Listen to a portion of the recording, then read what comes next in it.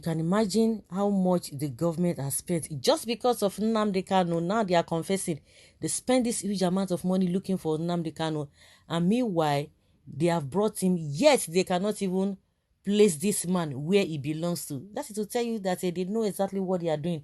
So for the fact that you have even caged Nnamdi Kanu, because as far as I'm concerned, that is just what it is. Yes, you cannot even, or you think the country, everybody will not will be subjected or will succumb and will chicken out and not talk anything about you people. You think you will not have peace. Yeah, Ifeanyi Ejiofor, the lead counsel to Nnamdi Kanu, the detained leader of the indigenous people of Biafra, has said that the Nigerian government admitted before the Court of Appeal Abuja that it deployed huge resources to capture and transfer the IPOB leader Nnamdi Kanu from Kenya to Nigeria. Recall that the Nigerian government on June 27, 2021 rearrested Nnamdi Kanu in Kenya through collaboration with Interpol on the order of President Muhammadu Buhari. Since his rearrest, Kanu has been confined in the custody of the Department of State Services (DSS) in Abuja, as he's been tried before Justice Binta Nyako of the Federal High Court for treasonable felony charges against him by the government. Sahara reporters on Tuesday that the Court of Appeal reversed its judgment on the remaining 7-count charge pending against Kanu. Recall that Kanu had approached the appellate court, urging it to dismiss the Nigerian government's 7-count charge bordering on terrorism and on treasonable felony.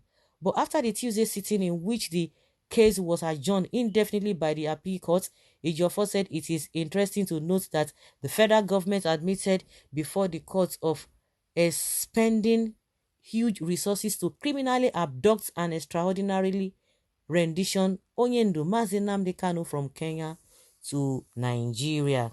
The federal government further admitted Viva Voice that they have amended the charges 7 times, 7 consecutive times, which is a clear indication and admission that they do not have any case whatsoever. Of course, I'm in the school of thought of that they don't have anything against Nnamdi Kanu. How can it take you 1 year?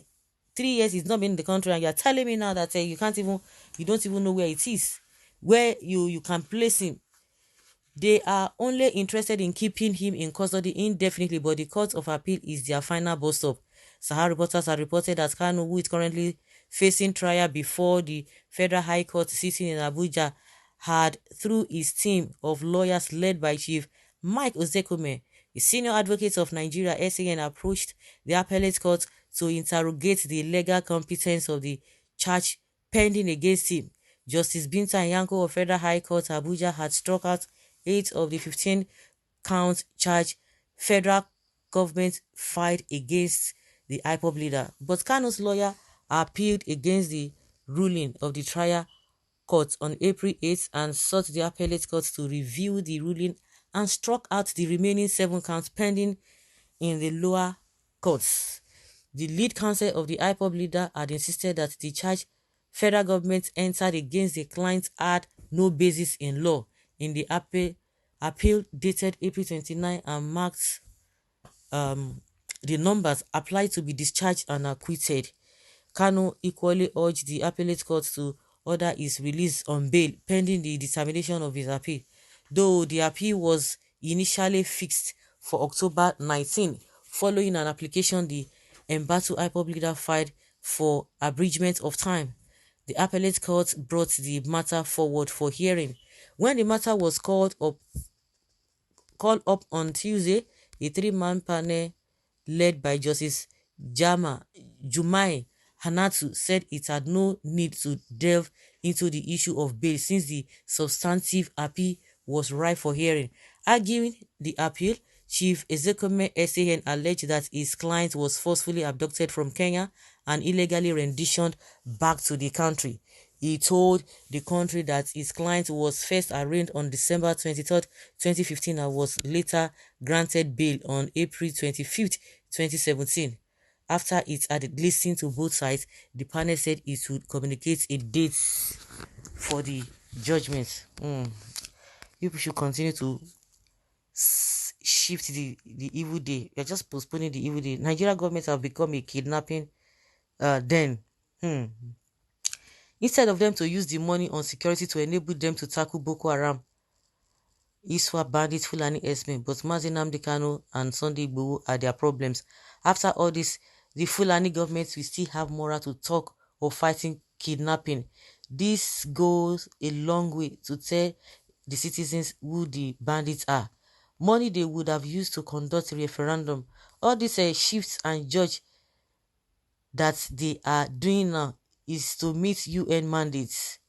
Justice just want wasting our national treasury. It is well.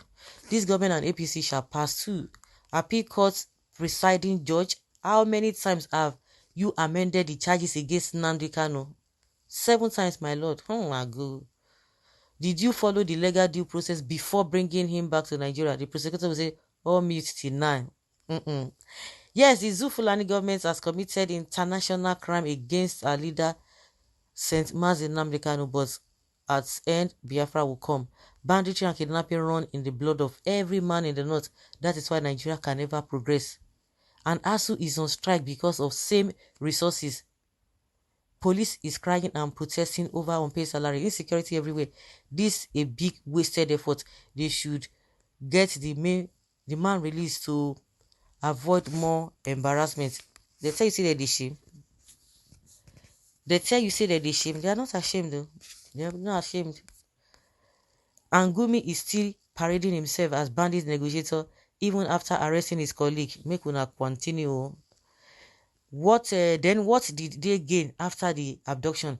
Is that why they borrowed from China recklessly, even to sign loan with China language? Was that why they were selected by INEC? So like this now, Nigerian governments are now recognized to be international kidnapper. What a shame as this APC brought upon Nigeria. They thought that his kidnap was quench everything, not knowing that fuel was added into burning issues. Nnamdi Kanu, you shall be victorious. They will also spend huge resources plus international embarrassment and disgrace to release him. Please, what is the reason of kidnapping him? Nnamdi Kanu said that with the location of seaports, international airports, federal projects outside Biafra land, please let my people go. Is it a crime? But they built dry seaports in their deserts. What an irony. It will be counted as one of the developmental projects of PMB, the government that major in minor and minor in major. Is it Fulani's government or of Nigeria government? I just really want to know, because it is just something. It's unfortunate.